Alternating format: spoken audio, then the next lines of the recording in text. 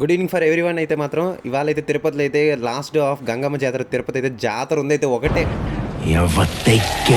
ఇంకా నేను మా ఫ్రెండ్ అయితే మాత్రం జాతరకి అయితే వెళ్ళాలనుకున్నాం. మార్నింగ్ వెళ్ళాలనుకున్నాం, బట్ అది ఈవినింగ్ పోస్ట్ పోన్ అయిపోయింది. అన్ఫార్చునేట్, అసలు వెళ్ళాలనుకోలేదు. ఏదన్నా మనం అనుకుంటే కాదు కదా, అమ్మవారు అనుకుంటేనే జరుగుద్ది. ఏమో అలా అనుకున్నట్టున్నారు. మనం అయితే వచ్చేసాం గుడికి. అయితే లోపలికి రాగానే హెవీ రష్. అయితే ఒక్కొక్కరు అయితే మాత్రం ఎంత వైబ్రెంట్ గా ఉన్నారు. అయితే డ్రెస్సింగ్ స్టైల్స్ మాత్రం చాలా బాగున్నారు. ప్రతి ఒక్కరు అయితే అమ్మవారిని తలపించేటట్టు. ఆఖరి చిన్న పిల్లలు కూడా అమ్మవారి వేషంలో అయితే చాలా క్యూట్ గా ఉన్నారు. అయితే చాలా బాగున్నారు. అయితే మాత్రం గుండెండా వాళ్ళే ఉన్నారు. చివరికి అయితే మమ్మల్ని అయితే లైన్ లో వేస్తారు. ఇంకా లైన్ లేచి లోపలికి వెళ్ళేదానికి హెవీ రష్ అయితే మామూలుగా లేదైతే. అందుకని జాతర ఫుల్ వీడియో అయితే అప్లోడ్ చేస్తారు. బట్ కొంచెం లేట్ అవుతుంది. కొంతమంది అయితే యాషిష్ పుష్పాల్లో ఉన్నారైతే, కొంతమంది డ్రెస్సింగ్ స్టైల్లో అయితే మాత్రం చాలా బాగుంది.